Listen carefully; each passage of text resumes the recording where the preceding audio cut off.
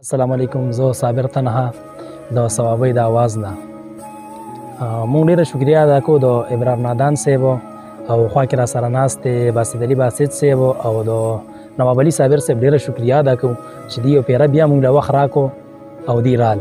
یو څو شعره دي.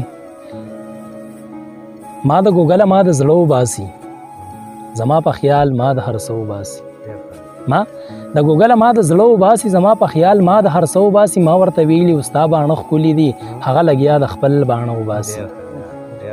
ما ورته ویلي ستا باڼه ښکلي دي، هغه لګیا د خپل باڼه وباسي. دومره د سپک نظره څه مطلبه چې لا ناست نه وي بیا یې په وره وباسي. دومره د سپک نظره څه مطلبه چې لا ناست نه وي بیا یې په وره وباسي. اکثر چې زم یې خواله سر وتړم سمې خبرې کوي مازغه وباسي. اکثر چې زم یې خواله سر وتړم سمې خبرې کوي مازغه وباسي. او واده کېده خو ګرې زړه یې نه و، وروڼه یې د خپل کوره خپه وباسي.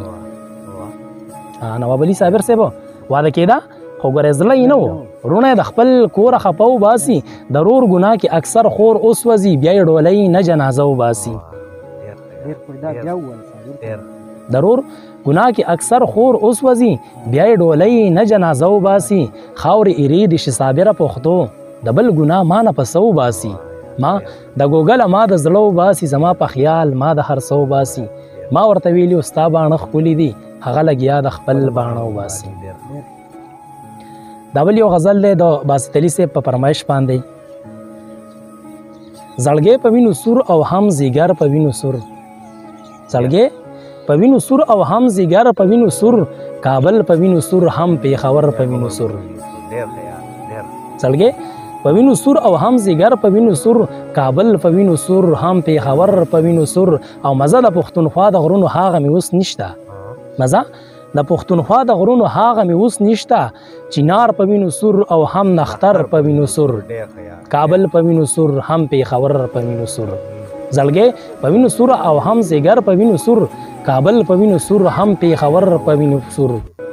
او راتلی چې به اوبه پکې هغه د وینو ډک شو، راتلی چې به اوبه پکې هغه د وینو ډک شو، راغلی د کابل سمندر په وینو سور. راتلی چې به اوبه پکې هغه د وینو ډک شو، راتلی چې به اوبه پکې هغه د وینو ډک شو، راغلی د کابل سمندر په وینو سور، کابل په وینو سور هم پیښور په وینو سور. او زه کم کم یو لاړ شم او د کم جنازه وکم، زه کم کم یو لاړ شم او د کم جنازه وکم. زما رب پښتون د لر او بر په وینو سور، کابل په وینو سور هم پیښور په وینو سور. او لیکلی چې نامه به پرې صابره د وطن وه، لیکلی چې نامه به پرې صابره د وطن وه، نن هغه د پښتون باب خیبر په وینو سور، کابل په وینو سور هم پیښور په وینو سور. زړګی په وینو سور او هم زیګر په وینو سور، کابل په وینو سور هم پیښور په وینو سور.